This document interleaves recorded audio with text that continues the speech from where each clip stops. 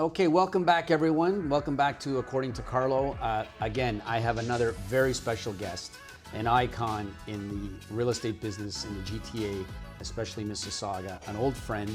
Oh, I shouldn't say an old friend, I should say a friend who we've collaborated, done a lot of business together, had a lot of fun together back in the 90s, I guess.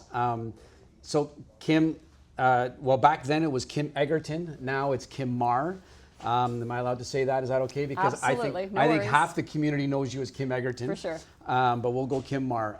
So welcome, Kim. Thank you very much for doing this. Thank you for sharing what we're going to share today, because our audience are the realtors out there. Right. And we're in very interesting times, and for some challenging times, and for others very successful times. Right. And so you're part of that group from back in the early 90s that I remember that took off. And you know, in the early 90s, we went through a similar market like we're in today. It was very challenging, very difficult. And I remember following you and watching your career. And for a little bit of context, RE/MAX was really born in Mississauga in Canada, was born in Mississauga. And RE/MAX was Mississauga was the highest market share of any jurisdiction that RE/MAX had worldwide. So Mississauga's market share, I believe, was in the 40%, 42% range for RE/MAX, which was massive in the 90s. And Kim was part of that. And I remember that. I remember it well. So Kim, let's talk a little bit about, give us a little history. You got in 1988. Yep. Tell us what got you started and some of the successes. And I'll lead into what I found really fascinating about your buyer agency stuff that we'll talk about. But tell us a little bit about your start. Okay. So I got into real estate October of 1988, newbie, very young. And I was taught, like I hear many other people were, list to last, buyers are liars, all that sort of stuff, which I always thought was very odd, because it takes two sides of a transaction and nobody wanted the buyers. So just because of my personality, I thought, well, I don't really have any clients, I don't have any background, I don't have any marketing, I don't have anything. I mean, I had a marketing education, but not in terms of any collateral material. So I thought, well, why don't I just go after all the buyers since nobody else is? So I bought my very first home when I was quite young. Wasn't a great experience. So I thought, well, why don't I put together a program? Right away I understood the word value, to offer it to other people, because silly me thought everybody else would want this, and go out and look for buyers. So that's what I did. So I did everything different than what I was told to do, and went and marketed for buyers. Now you ask, what do I market? So I knew what I wanted as a buyer, as a young buyer at that time. I wanted value, I wanted information, I wanted to know how to build equity. These are the things that I thought about it, and I wanted a roof over my head. So I looked for listings that were what I considered good value, cheap. Some of them weren't pretty, but at that point it was all price. And I went out and did a variety of different things to bring in the buyers. I advertised power of sales, because anytime anybody saw the word power of sale, they just instantly thought it was a deal. Whether it was or not, didn't matter. That's what they thought. I did buyer seminars. They weren't a thing to do at that point in time. So I actually contracted with school boards who did paid night school programs. And I was brought in as the teacher, and they filled the classroom for me. So I had this classroom of buyers every 8 weeks. And you're like 20 or 21 years old. Yeah. But most of the buyers at that time, funny enough, in those courses were young buyers. So I could relate to them. Of course. And so I shared my fears. I didn't really have any programs. It's like, okay, this is what I did, and this is what they missed doing. I mean, I put it in a format. I teamed up very, very early with a great mortgage broker who's still my mortgage professional, who was also new at that time, but we had the same philosophy. It's Tom, correct? Tom and Kevin, yeah, you got it, that's it. God bless Tom. And so we put together what we thought, because again, we had the same conservative philosophy and what we did, and he taught the courses with me as well. And then I teamed up with a lawyer, because that was the other partner that we had. We didn't have staging. We didn't have, I mean, our idea of a photo was what Treb took. Like, I mean, we didn't have all that stuff. So those were the three team players. And we taught this. We didn't have buyer agency. I mean, everybody worked for the seller. But the difference is I told my buyers that. Nobody told me that when I bought my home, and I was ticked to find that out. I would have maybe done things differently. So I was transparent with the people and say, hey, I don't make the rules, but these are the rules. So don't tell me this, but this is what we're going to do, and this is going to have.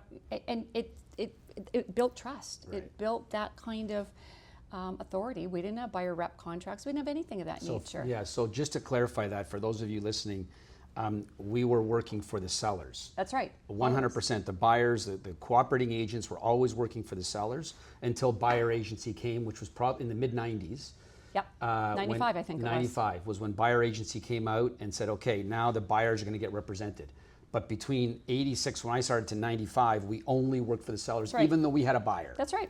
So, yeah. So I would explain that, and they were fine. I mean, I don't make the rules, right? And so it developed a relationship. I had a knack for being able to find, I mean, there was, I guess, systems. I wouldn't call them systems. I looked at them as systems back then, but I wouldn't format it as a system now, a little more sophisticated again. But I would go through what I called a buyer profile. I just made it up, and I would literally, I was really young. I literally said, okay, here's your ABC list. In A's, tell me everything you want in a home. I don't mean a roof and a front door. I mean, in other words, you're saying, I don't want to see this home unless it has whatever, small list. The B was your wishes, your would likes, and your C was your bonus items. So, and I would educate them. Don't tell me you hate carpet. Don't put that in the A's. Put that in the B's. I know you don't like carpet, but we can fix that. I need things that I can't change. And so I would focus on that. And I usually only had to show 4 to 6, maybe 8 homes, because I did my homework. And so Kim, you became, so now we're talking about RE/MAX, who dominated the Mississauga market. Right. And you became the #1 RE/MAX agent in Mississauga at a very, very young age. And correct me if I'm wrong, I remember you telling me you had done about 110 buyer transactions one year. I think it was more closer to 150. 150 buyer Solo. transactions. So No. Transactions. Oh, transactions total. Total. Yeah. Okay. But there was about 110 buyers. I Oh yeah, remember it was 75%. Yeah. people oh yeah. would huge. go, how did you sell that many Yeah. homes through for buyers? And you just said, well, this is my Efficient. system. Yeah. I was efficient. You were very efficient. Yeah. I remember you would put ads in the newspaper. People would respond. Yep. You would have 4 or 5 meetings on a Friday or Saturday, whatever, take them out, sell them a house, and boom, Bob's your uncle. And on Monday, you would just start that whole process over again. The ads would come out usually on a Friday. I primarily worked in the resale homes condo book. It would come out every other Friday, I think it was. It was predictable. I had the inner front cover, which at that time I thought I paid a fortune for, but the ROI was pretty good. Yeah. And it was a yellow background, and that would be put in the GO trains and wherever else people. And by 10 o'clock that morning, my pager, we had pagers back then, was beeping. I was booking meetings all weekend, and then during the week I went out and sold them homes. And I had face-to-face weekends meetings. It wasn't, I'll go show you the home. You don't sell a home that way. At least I didn't. They would come in. First thing I would do was, okay, what are your needs? Let's get you pre-qualified. What's your budget? I mean, I knew that. And then I'd send them over to Tom, and he would do the full financials, which would take 2 days, 3 days, depending on when they would get the documents in. Then I had a fully pre-approved buyer. And it wasn't just pre-approved, you can spend 110 or 150. Remember those numbers? Oh, yes. It was 110 means your monthly payments are $900 a month with taxes of an extra. Like, they knew specifically what it was. We drilled down that concise. So that confidence gave them the trust, the trust level. Huge. And nobody else was doing it. Well, nobody else wanted to work with buyers, period. But now they have something that's tangible. They were all pretty much young, like young first-time buyers. That's what I focused on, because that's what I felt comfortable with, because I was so young. And I filled the gaps of what didn't happen for me. That's really what it was. And that's the value I offered. And of course, they had a bunch of friends. They referred me to friends. So between the ads I was running, which was a rinse and repeat literally every 2 weeks, and then the referrals, that's how I did it. Okay, so not to talk too much about the past again, but I must reiterate, buyer agency came in 95. Yeah. You were way ahead of the curve. Apparently. You were just way ahead of the curve dealing with buyers. And today, 31, 32 years later, agents still don't do buyer agency properly. 32 years later. They don't get buyer agency contracts signed properly. They don't get them signed at the right times. They're not even following trust in many ways. Right. And they're still concerned. They still have problems getting buyer agency contracts signed. You got them signed as soon as they came out in 1995 and have done ever since.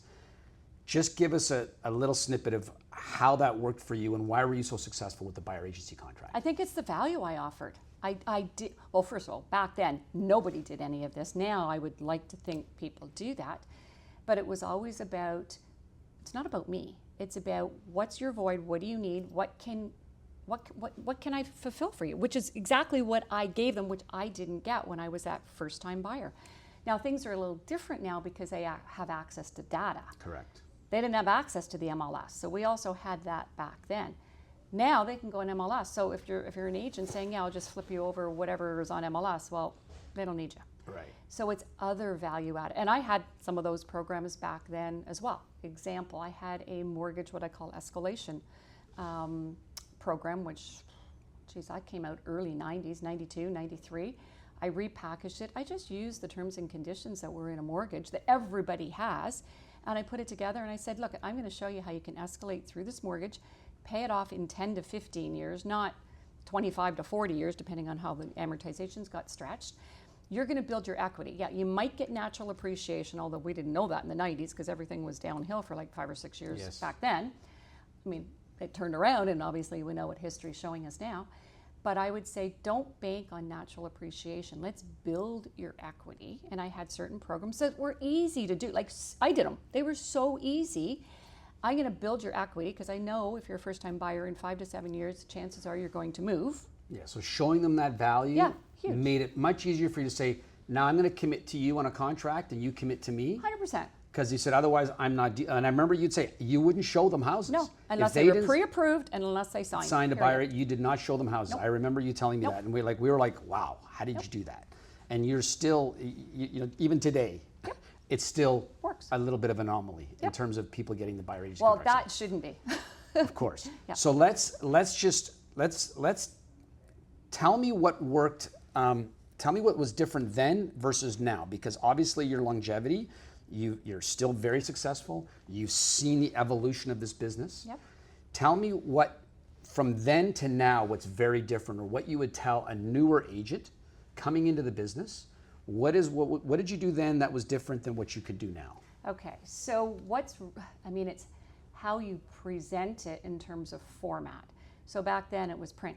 Everything was print. So I did flyers, and actually direct mail is still really good. But I did flyers and I did paper advertising in the Resale Homes book. I don't do that anymore. I do direct mail.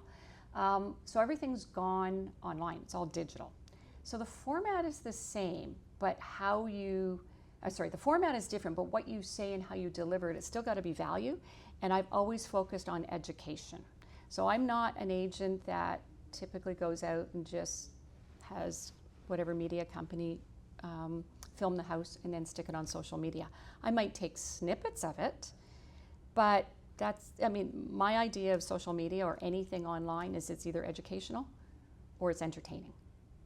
Entertaining, okay, but the educational is what's going to convert. So what I do is my social media account, and I do get hundreds of thousands, sometimes millions on a reel. My reels are generally 6 to 8 seconds. They're short. And what I'll do is I'll focus on pain points. So I'm still using the same type of theory, and I've just gone through almost 39 years of being in this business. Not only the pain points I've seen personally, but I know a lot of people, right? You know a lot of people. Stories you hear. And so what I'll do is I'll turn that into a hook, which people they don't want that to happen to them. They want to be pre-warned so that it's not going to be their reality. And I'll have it in a caption. And when you do that consistently, like every single day, you can come up with a lot of different stories. Now, do I ever advertise properties? For sure. But that's not the main feed, because let's face it, the buyers that are looking there, they're not likely going to buy that property you've got advertised. You want to show them that you deal with different properties and give them an idea, but they're going to sell, so they're not evergreen. Correct. All of the other value stuff is evergreen. So I understand the pain points. I understand what the consumers, the fears, the things that they're dealing, and that's how that builds my authority and trust. And eventually, and I offer a CTA. Every single piece that I put out has a CTA. So I want them to save it. What's a CTA? Call to action. Okay. So I want them to save it. I want them to share it. And I usually offer something of value, whether it's a white paper or a checklist or something or other. Of course, that's a trade for their. So in this information of AI, and in this environment of AI, environment of unlimited data, it's still about value and trust. No question. And that's been my experience, and that's been my what success. value to bring, and how do they trust you? Yep. And right now, my value is I see a lot. There's a lot of fear right now. We're in a market that's challenging, has been for a few years. It's not like, beginning of COVID or even the last 25 years pre-COVID. People are afraid. Prices are outrageous relative to our early days. And there's a lot of agents out there, and there's just a lot of chatter. There's a lot of noise. I don't get on the trends. I mean, they're fun to watch, but that's not what's going to lead my business. And so it's still coming back to lead gen, conversion, but it's value, trust, and authority. Okay, and tell me a little bit about your current structure. You have a team? Yep, small team. Small team, Yep, small admin staff? Yep, we have admin staff, small team. I'm primarily the rainmaker, so I bring the business in. Of course, we have a database too, but I'm talking about new business. Yes. I bring it in, and I oversee it. I do all the conversions and all the first meetings. And then what I do is the agents then do all of the agent work. I oversee everything. They do the offers, I oversee the offers, and I step in if there's a difficult situation that has to be dealt with. So you create that you create that trust first with your team. Yep. Obviously your team members. Tell me a little bit about how you found these team members. Right. And how do you keep them, and why do you keep them, and that's Yep. that must be a little bit of a challenge. So I found them within my office. I still, despite the years that I've been in the business, my office is very proactive on education. So I still, go into, sometimes they're live, sometimes they're online. I like everything better live. And so I'll go in, it's an hour. I'll call it stir the pot, but they're offering a lot of information, but I'll throw out, but I'm doing that partially to help the office, but also to help, if I can help the office and help other agents learn, then I don't have to deal with the garbage on the other side. Like, the more you educate your industry, the less you're going to have to deal with. I did a deal a couple of weeks ago. There were 28 errors. 28 errors on the offer. 28. Like, why is there 28 errors? I'm not trying to be judgmental, but come on. Yeah, it's the state of our industry. And so I'm all about, okay, I don't even really blame the agent. There's not enough coaching. There's not enough. Like, what you're doing is amazing. Because it's all about the volume of agents. It's not about, I talked about this at the Buzz conference. It's not about the quality, it's about the quantity. For sure. And we've been so focused on quantity for so long. And I understand why. I understand the business model. Yep. It's all about quantity, quantity, quantity, and hopefully quality comes out of it. Yep. But there's very little focus on quality. Right. And I hate hearing stories like that, but it's so common. I get agents calling me all the time telling me, Carlo, I just got an offer from so-and-so, and wow, what a mess. Yeah. And they're just, I always ask, who are they with? Because I'd like to know. Look, our agents aren't perfect, but we do everything we can to make sure that they don't make those kind of errors. Yep. So yeah, it's the state of this industry today. It's frustrating, it's difficult, but we have to work through it. But I still think we need to focus on quality. Now look, you talk about lead gen, all these leads that you're giving your agents, but your agents still have to be, leads are one thing, but conversion is a totally different. No, I do the conversion. All right, so you do the conversion. So there you go. Okay, so this is what I tell people. People who buy leads online or do all these things are looking for leads. Well, that's great. I just got 10 leads today, but what am I doing with them? Yeah. How do I convert them? Yeah. As soon as the client meets with you, you can blow that thing right up. It doesn't matter how many leads you have if you don't know how to convert it. And if you forgive me if I tell this story, and I've told this story a few times probably, I don't even know if you remember this story, but I remember you were working with us and you were very frustrated with your team members. Okay. And you came in and they were saying, Kim, all these leads you're giving us are crap. Right. Okay? And you said, I remember it. And you said, it was a Thursday or Friday, and you said, guys, give me your 5 lousiest leads. Yep. I remember this like it was yesterday. We're talking 1999. Yep. Okay? And you said, give me your 5 worst leads. And they go, okay, here. And then Monday morning you showed up with 3 deals. Yep. 3 deals. Yeah. I go, wow. Yeah. And so I'd love to have seen the look on their faces when that happened. But anyway, that's where people fall down on the lead side. Is that you've got to be able to convert it. Yeah, yeah. When I say I do the conversion, so I get the initial lead, we'll call it a lead. It's a warm lead by then. Yeah. So I've made the contact and I do so I have them, everybody, I meet them somewhere, at their home or my office or Starbucks, or they meet me somewhere. And what I've been doing over the last year or so is I'm bringing the agent into the meeting. Right.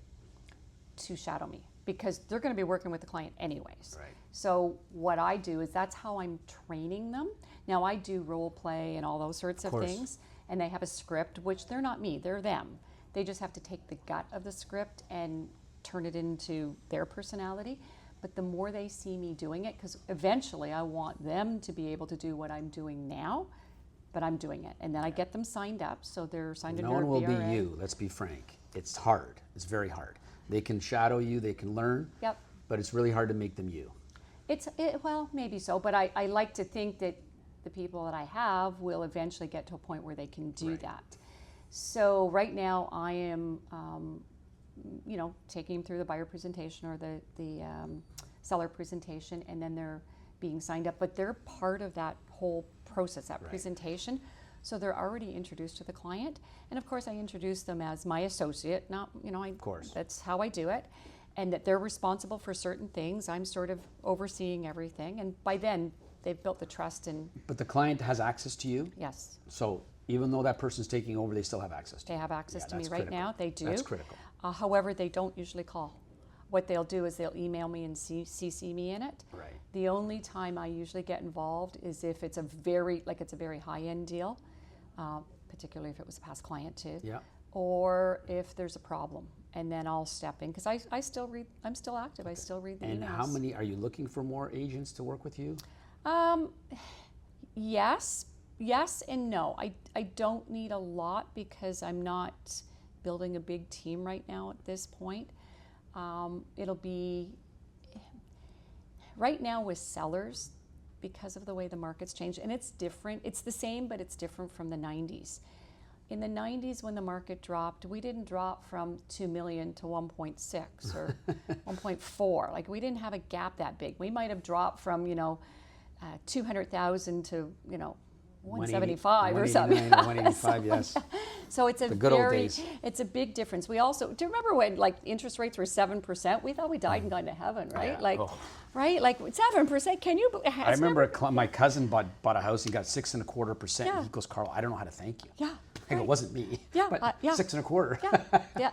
And I mean, and then we were down to what, 0.9? Yeah. And so the problem was there was a lot of people that didn't foresee 5 years from now when the mortgage, I mean, I didn't think we would And be. now it's coming to roost now. Well, but the problem is a combination of, now we're up to 4 or 5%, so that's a huge jump, and property values are down 20, 30%.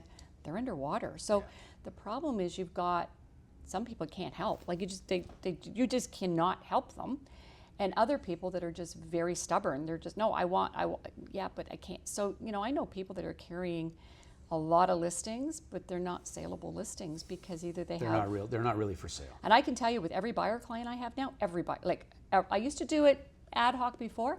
I pull title, 100%. Oh, you have to. Yep. We keep promoting that. Yep. Please pull title.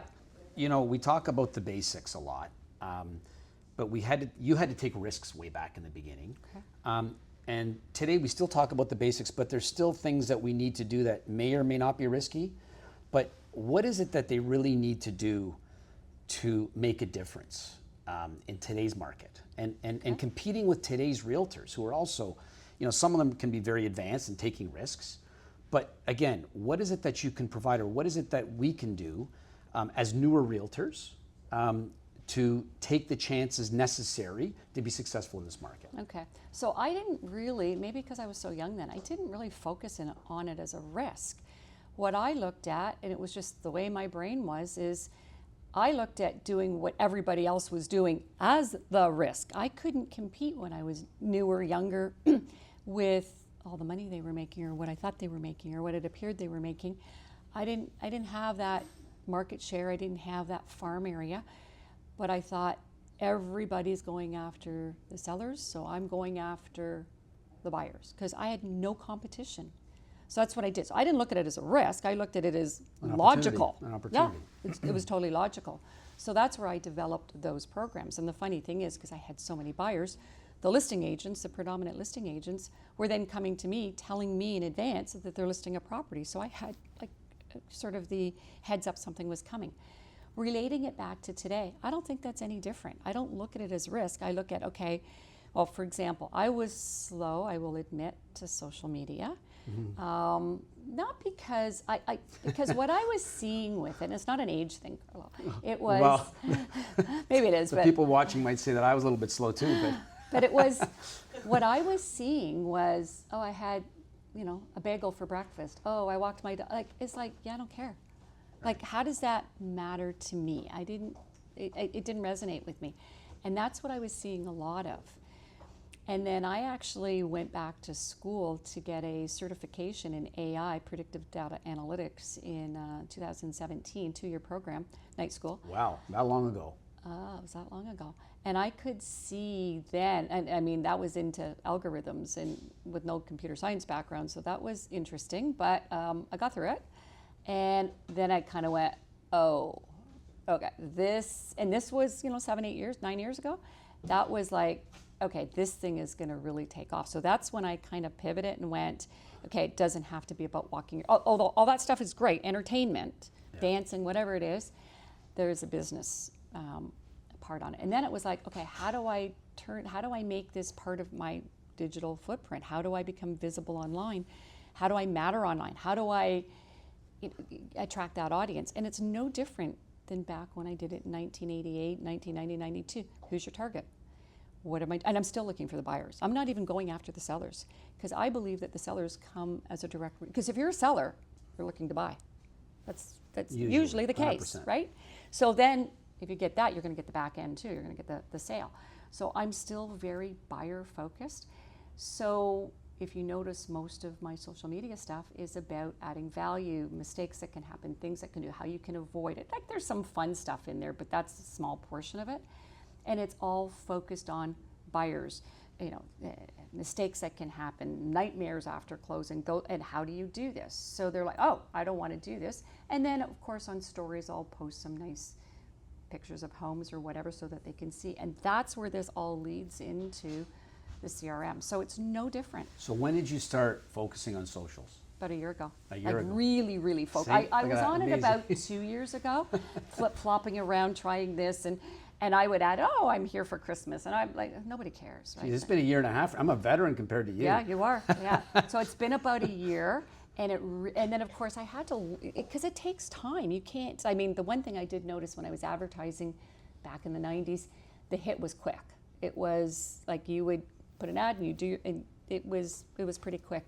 This took a little longer. Now, it's probably because I was fighting it a little bit, but I was also trying to figure it out. Learning how the algorithm worked, learning how people work, learning how it's just different. Once I figured it out, it exploded. It literally exploded. And the more I did it, it just continued. Now the algorithm's changed again. It just changed about 5 or 6 weeks ago. So now I'm learning, you got to stay ahead of the algorithm and figure out what it's doing. And it takes 5 or 7 days to figure that out. Then you have to prime it for another 2 weeks, and then it'll go for a while. So it is a little different from that perspective. The key is being on it, being consistent, and I mean posting every day. Do I have time to post every day? No.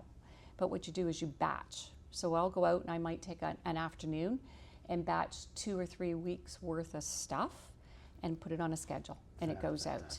And then it goes out, and I still answer, and I see I have a CTA, so they DM me. Or they don't just DM me. Some call me, some chat. What do you call it?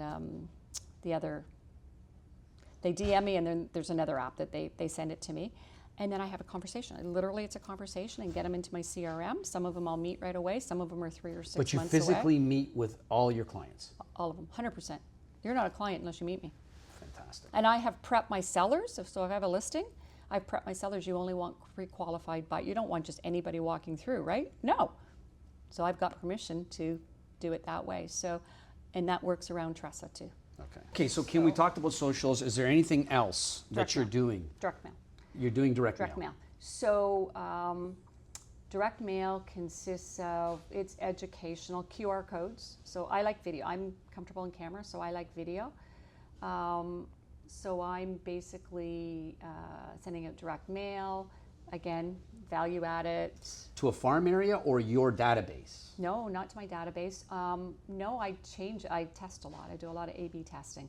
So it depends on what I'm looking for. I'm still going to, believe it or not, to a lot of the first-time buyers because for my team, they're quick. Like they don't take that long. When you have a backup listing, it just takes longer, even though you've got 2 transactions. It just takes longer because pricing for a lot of people is a big, no matter how good you are with your data, it's still But a where's longer the direct process. mail? Where are you getting this list of, where is that? No, so for example, if I'm picking first-time buyers, I'll go to areas that they know they do a lot of rentals, but it's higher end rentals. Right. And I can then convert it to, you're paying your Fabulous. landlord $3,000 a month over Fabulous. 10 years. Yep. This is $200K.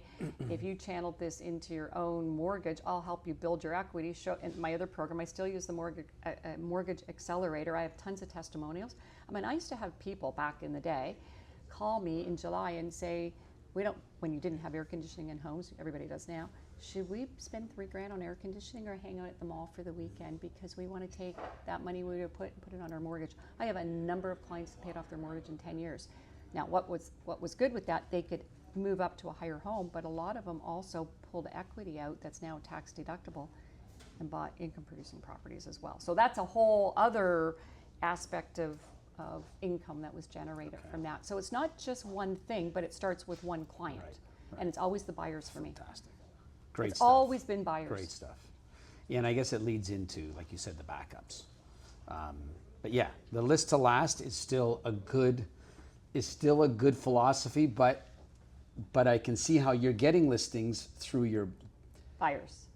and you're focusing on buyers, which a lot of people don't. Yeah.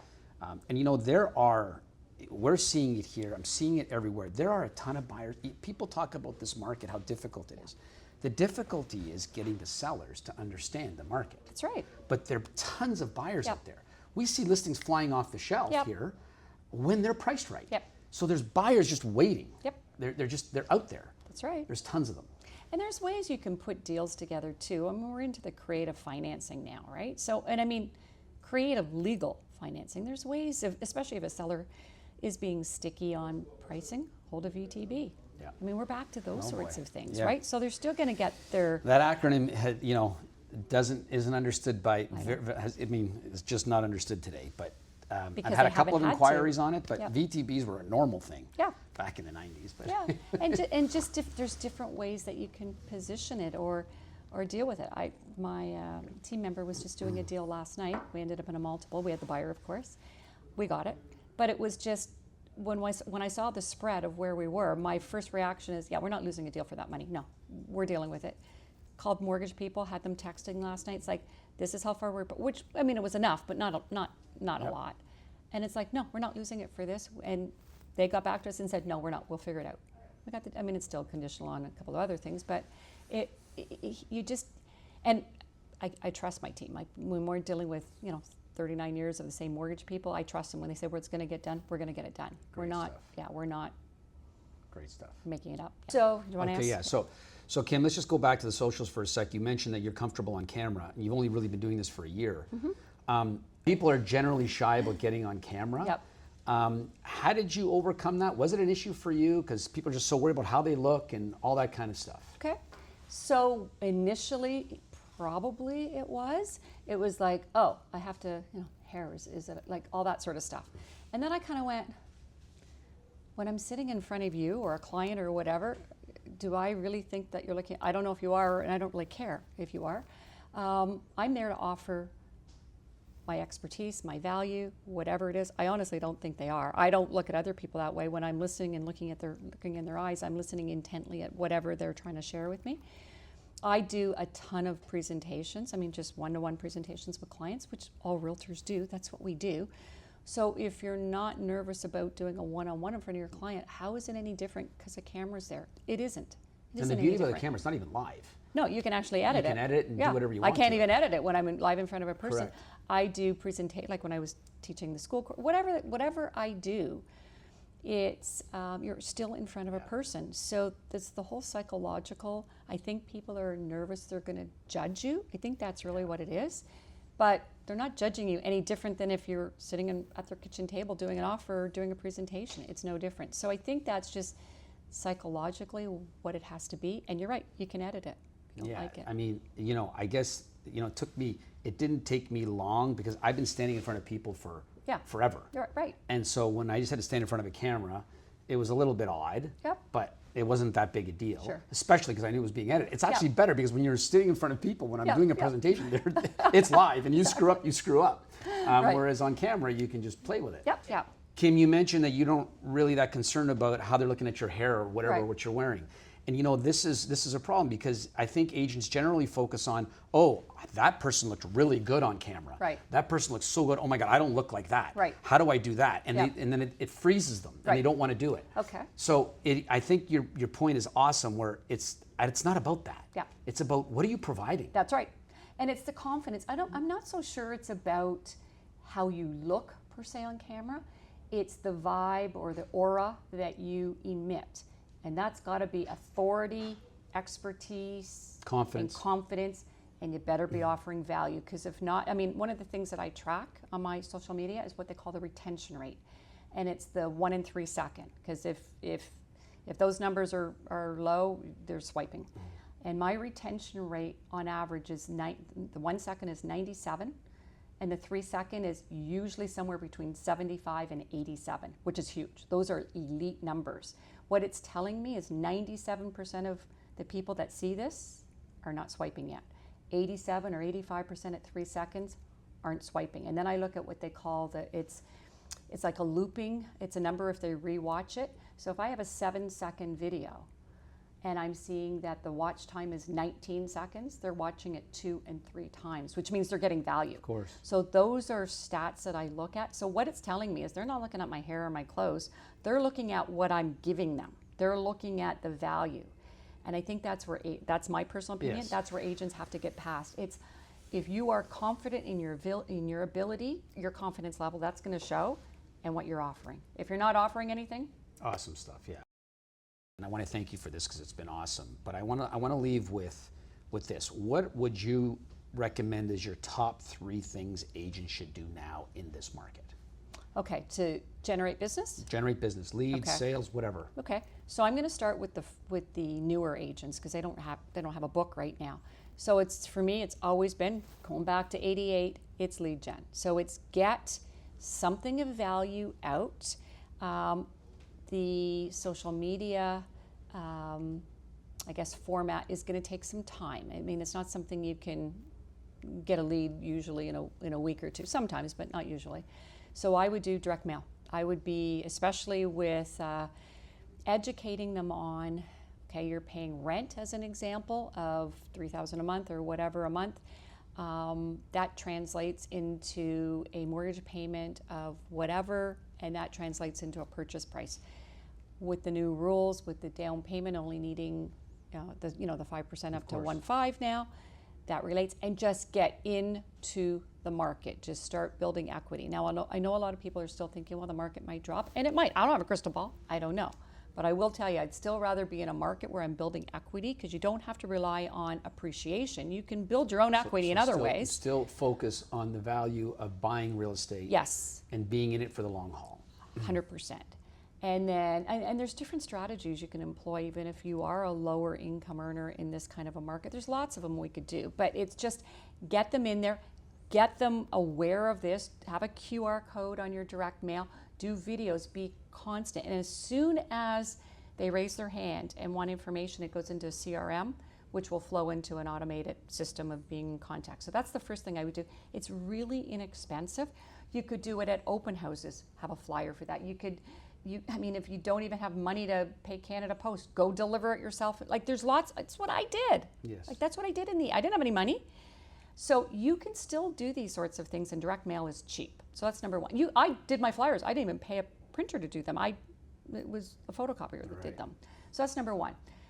social media. You got to get on social media. You've got to start coming up with clips, consistent, batch them. You know, go out and get a bunch of B-rolls like I've done. They don't have to be perfect. In fact, I'm finding people don't care if it's perfect. It has to be like reasonable, but they like authenticity. So they know you're not a cinematic photographer, right? So I use my iPhone for everything.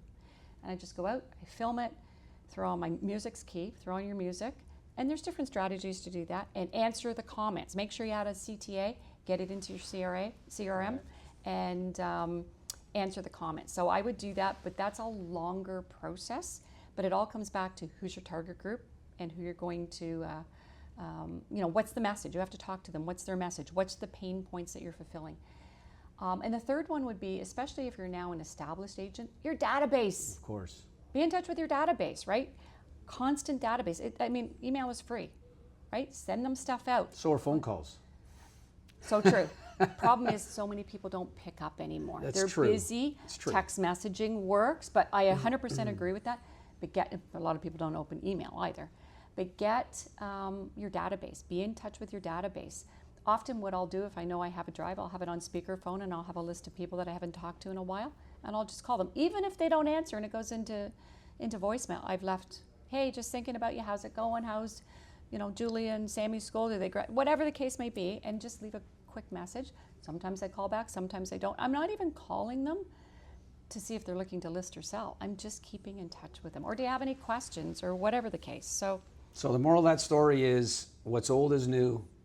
Kim, we still doing the same basic things, just different delivery methods. That's right. Providing value, creating trust. Correct. And relationships. That's correct. That hasn't changed. That hasn't changed at all. Okay, you're proof of it. Yep. There's tons of people that have been in the business as long as we have that is proof of it. Yep. So look, I hope everyone out there enjoyed this, and please listen to this and take something from it, because we're just here to provide that value.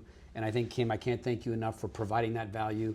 And people out there just want to hear it. You want to hear how successful people have done it. And I think you've demonstrated that very well. So thank you very much. Well, thank you for having me. Pleasure to be here. Thank you.